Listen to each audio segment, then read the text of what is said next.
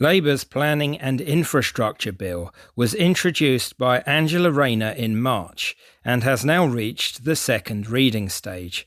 Where planning, namely construction of buildings, is concerned, essentially it aims to streamline the bureaucratic process by limiting the influence of elected councillors. They dubbed this a national scheme of delegation. Some councils, such as Epping Forest, have already adopted this model voluntarily.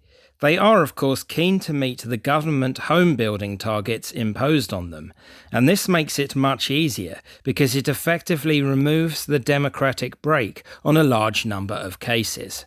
Currently, outside these areas, councillors on planning committees vote on all the decisions. Council officers are then charged with seeing those decisions are carried out as required. Under the bill, however, small developments and individual cases will be decided on by council officers. Only larger developments will go to committee. In Epping Forest, the cut-off is developments housing 10 or more. What's more, the councillors of these committees will be required to undergo planning training, presumably to make sure they think in the right way. We wouldn't want any old elected pleb being involved, would we? They might be from the Reform Party or something. The government is also keen to regulate the size of these panels to support effective debate and avoid sprawling committees. After all, too many cooks spoil the bungs from developers, broth. The justification used for the policy is that all councillors will have voted on town plans, which all councils need to draw up in order to meet the central government targets. Thus, Rayner would have it, the democratic oversight is given at this point rather than on individual decisions. This overlooks the fact town plans can change to some extent once they are agreed. The plans do not consider the intricate details of individual cases. They simply earmark potential sites for building or redevelopment. At the moment, all aspects of a town plan are scrutinised, voted on, and subject to the full process. Under the new regime, the smaller sites could just be rubber-stamped by unelected officers. While the idea might well speed up the building process at a time housing is in short supply, there are obvious problems with such an approach. Firstly, what is the point of councillors if the few powers they do have are eroded? What then is to stop other responsibilities being siphoned away? Why bother with licensing or waste collection committees, or anything? And what, then, is the use of the democratic process at all? Why vote if the same council officers will be making the decisions whoever you elect?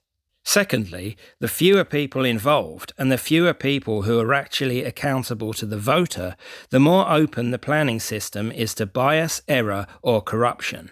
There is already much suspicion about the closeness of local authorities with property developers, and how vulnerable the planning system is to corruption. In Waltham Forest, for example, the council approved a controversial tower block. The leader of the council quit some time afterwards, and then got a job with the very company that was putting the tower up. Some might be suspicious of that one. On top of these concerns, we know that even if the new homes are built, they will not be offered at especially affordable prices. Property developers, obviously, want to make as much money as they can, and the well-off consumers are there, no matter what happens in the economy. Thus, the building spree will not address the much-cited problem of young local people needing a home. It will just put up more housing for the minority that can afford it. In order for supply and demand to really bring down prices, drastically more housing will need to be built on a massive scale. The shortage might be solved in this situation, but at what cost? As well as new developments dragging on local infrastructure, once green areas or historic sites are built over, you lose those sites forever. Labour has already made it clear it wants to develop parts of the Green Belt, dubbing these the Grey Belt. These are, they claim, the spots that feature disused buildings or waste grounds, which admittedly might not be attractive.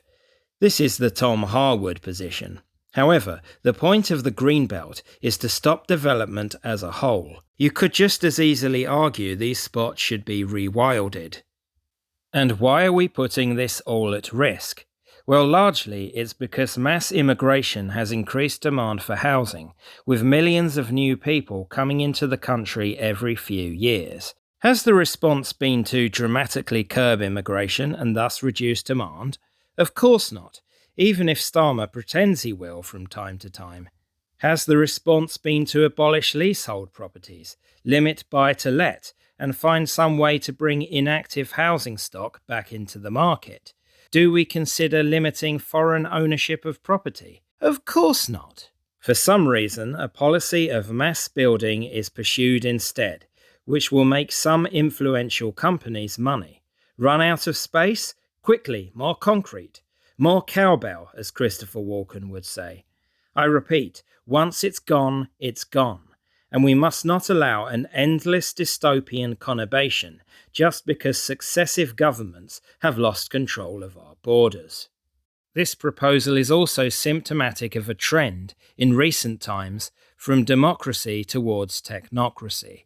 There is an increasing sense that our social betters in the lanyard class feel they know what is good for us, and like children, we cannot be trusted. Thus, decisions are ceded to supranational bodies, and any attempt to leave those organisations is strongly resisted. See Brexit. Ideologies like net zero, vaccine passports, and hate speech laws are imposed on us, technically through Parliament, but often nodded through without much scrutiny.